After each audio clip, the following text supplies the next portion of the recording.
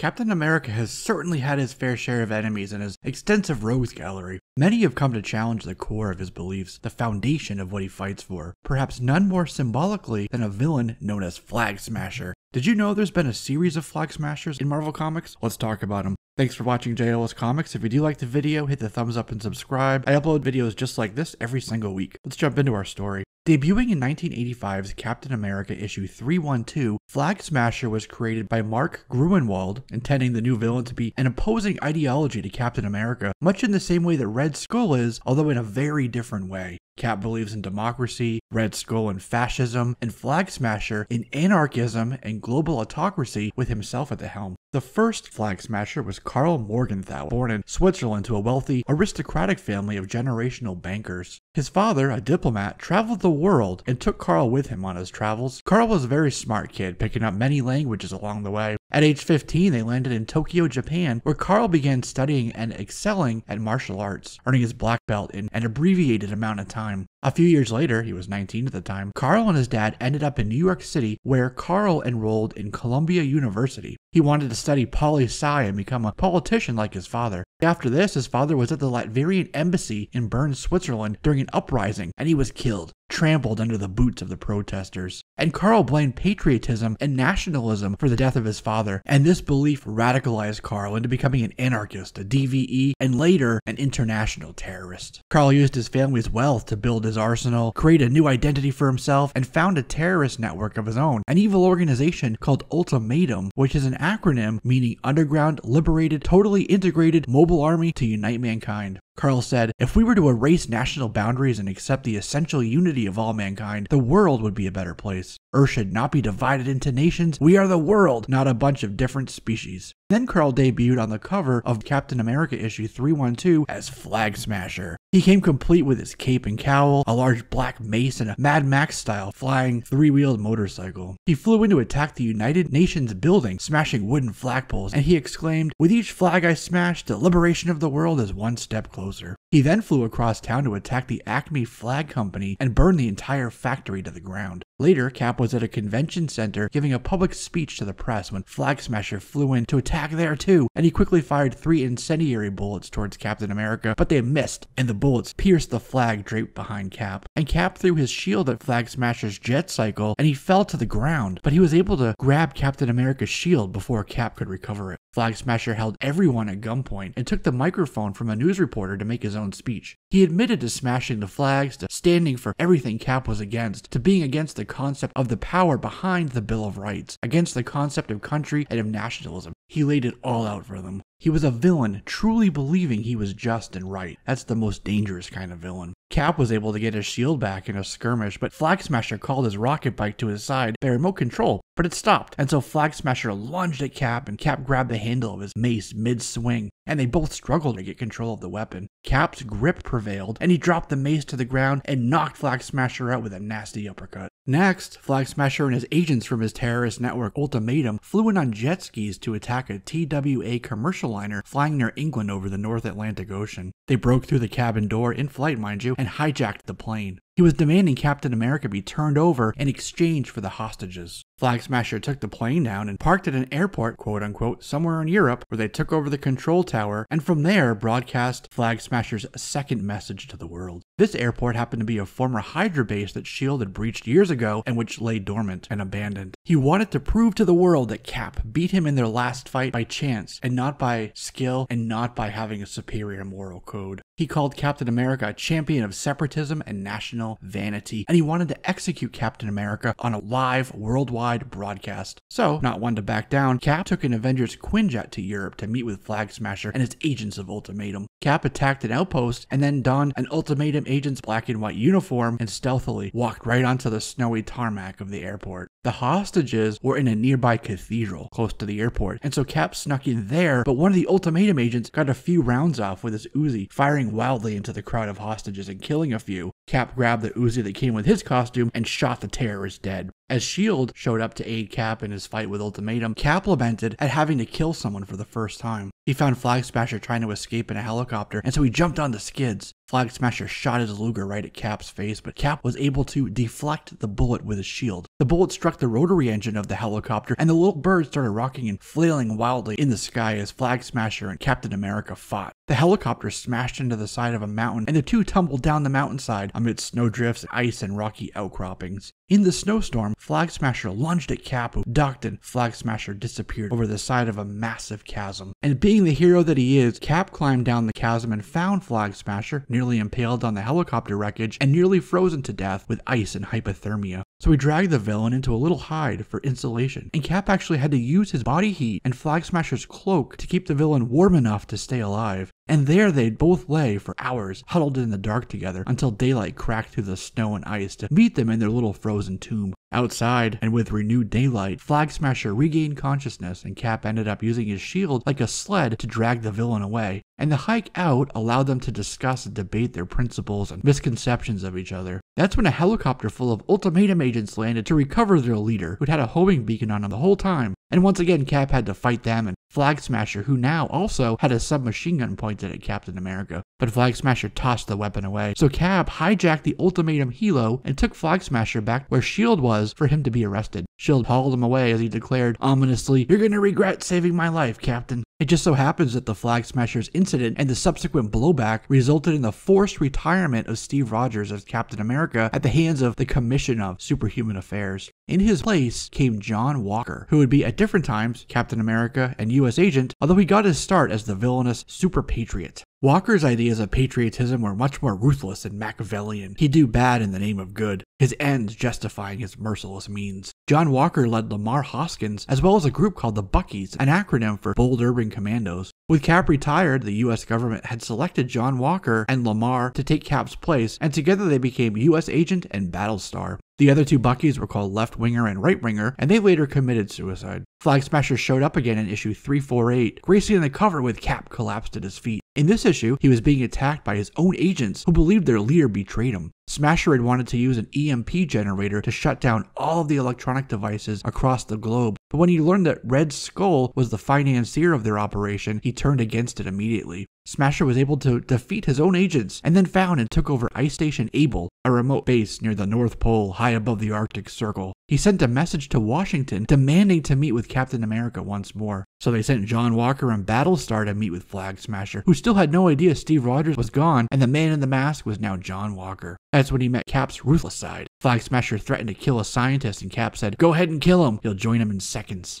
And with that, he finally realized this was a different man than the one he met in his first encounters. And so the two fought. Flagsmasher kept calling him fake and an imposter, which only served to infuriate Walker and make him fight harder. Flagsmasher overpowered Walker, though, and demanded the original Cap appear or he'd kill Walker. So Battlestar showed up with the Captain, which was Steve Rogers now, and D-Man. So Steve Rogers as the Captain and Smasher worked together to fight Ultimatum and destroy the EMP device. During an event called Acts of Vengeance, Smasher had gotten control of Ultimatum back from Red Skull and purged their ranks of those loyal to Red Skull. Moon Knight and Midnight tracked the shipment to a warehouse in Brooklyn where Ultimatum was storing weapons and equipment. As they attacked, so too did the Punisher, who'd been staking out the location for a while. Moon Knight and Punisher teamed up to raid the weapons depots and track down Flagsmasher. They found him and his lieutenant, a lady named Anarchy, getting ready to ride out with their weapons under the cover of the superhero war to arm their puppet groups in order to raise America. So Moon Knight and Punisher dropped in on the terrorists and Flagsmasher ended up fighting with Moon Knight while Punisher battled Anarchy. They took down Anarchy, but Flagsmasher ended up escaping in a speedboat. So Punisher chased him in another boat while Frenchie picked up Moon Knight in the Mooncopter to pursue the terrorists on the river. As Moon Knight and Smasher fought inside the speedboat, he lost control of the wheel and the boat smashed into a freighter and exploded. Moon Knight had jumped off just in time, but Smasher seemingly perished. But he was alive, and he showed up again in the Danny Ketch Ghost Rider series in the early 1990s. There he was paying kids and gangs to cause havoc, supplying them with weapons. Punisher was still investigating, and now so too was Ghost Rider. When they crashed into Smasher's warehouse, they were quickly surrounded, but again Flagsmasher escaped as this warehouse exploded. And a kid named Carlos told them that Smasher planned to attack the World Trade Center. They were also going to attack the Federal Reserve Bank to erase its data. igniting the financial collapse of the USA. This while the gangs attacked in hordes with Smasher's weapons all across town. Ghost Rider fought Flagsmasher and took him down with his penance stare. In another plot, Smasher tried to use an ultimatum agent and actress named Lynette Cole to rob from the World Unity Council aboard a cruise ship bound for Italy, which was full of delegates. Nick Fury and Alpha Flight's weapon Omega showed up to stop them and captured Cole. After this, Ultimatum attempted to assassinate a Japanese delegate, but Spider-Man and Solo stopped them, and Silver Sable and Deathlock helped stop an Ultimatum attack in Paris. During Operation Galactic Storm, Cap was on the Kree homeworld of Hala and brought before the Supreme Intelligence by the Accusers. There, he was forced to fight with an onslaught of villains, including Flagsmasher, who he smashed in the face with his shield. This Flagsmasher was working with Red Skull, King Cobra, the Viper, Batroc the Leaper, and Crossbones, told they had to kill Cap in order to go back to Earth. Vengeance makes strange bedfellows, Smasher, Red Skull said as he leaned over the downed Captain America. It turns out that these villains were projections from his mind and influenced by the Supreme Intelligence.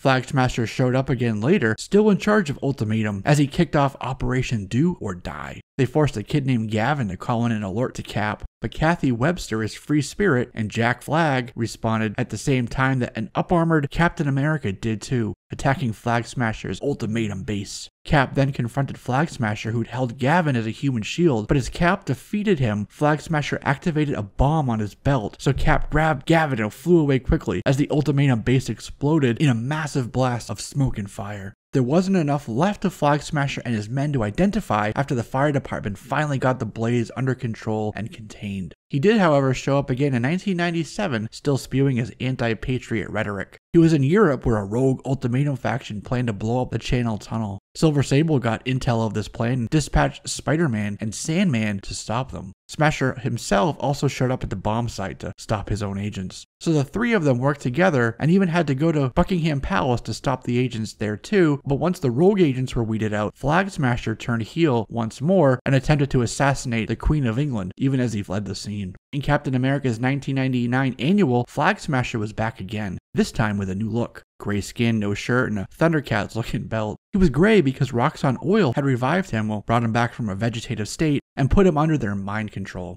They were able to regulate his thoughts and emotions by injecting him with various chemicals that turned his skin gray. Speaking of gray, Smasher also showed up in Nate Gray's X-Men series with another updated costume. He went to a basketball game with an explosive C4 belt strapped to him as he continued to shout his fallacies. Nate Gray stopped him quickly. Later, a mutant named Marrow told Dazzler and the X-Men that she saw Smasher and Ultimatum in the tunnels under the city planting bombs. The X-Men found one bomb, which was a diversion, a fake bomb, while Marrow and Shadowcat found Smasher, whom Kitty Pryde called Space Ghost. Kitty took him down with a boot to his face, and Marrow ripped his mask off and then stabbed him through the chest with one of her bones and left him next to the bomb, forcing him to defuse it. Then Citizen V of the Thunderbolts was tasked with tracking down Flagsmasher, whose network was operating overseas, supplying countries with enough weapons and equipment to destabilize those regions and enhance the powers of an Anunnaki god named Marduk at the same time. Citizen V ended up making a deal with Smasher, who was in a country called Rumekistan and was able to conquer the country without any fighting. Flagsmasher became the ruler of Rumekistan, and the country became a totalitarian police state. Nate Gray sent Deadpool to attack Smasher during a public address. And in Cable and Deadpool, we learned that Karl met his fate. He was assassinated by Domino, and Cable took over the control of Rumekistan. That's when a new Flagsmasher took over the role, a Canadian Ultimatum agent named Guy Terrio, who took the mantle. With it came command of Ultimatum itself. This was just as the superhero Civil War was ramping up, with heroes choosing sides in the fight over government registration and freedom. Fitting with his ideology, Flagsmasher disapproved of superhuman registration and the SHR Act. Flagsmasher then decided to conduct operations in the Southern California, Greater Los Angeles area. That's when he first ran into the Runaways, who left him tied to a lamppost for authorities to capture. He managed to escape before being arrested. To show opposition to the proposed legislature, Flagsmasher attacked a farmer's market in Santa Monica, California, where he attacked SHIELD officers with his big black mace. He was about to kill the officer when the Runaways showed up again, and Victor damaged his exoskeleton, and then Molly Hayes kicked him to the ground, and this time he was arrested. Smasher ended up escaping from custody and moved to New York to continue his work. And in New York, Flagsmasher came across Aranya and hit her with his mace. So Spider-Man showed up to stop him and rescue little Aranya. Shortly after this, we learned that Hydra began funneling weapons, funding, and supplies to Ultimatum. And with their new arsenal, Ultimatum went to Philadelphia, led by Flagsmasher, in an attempt to destroy the Liberty Bell. They then ran into a new iteration of the Liberty Legion, calling themselves the Libertines, a government-sanctioned team of heroes that aligned with the pro-Reg movement and the 50-state initiative. In a rather symbolic move, it was up to Miss America to stop Flagsmasher. She punched him with her super punch and shattered his mace.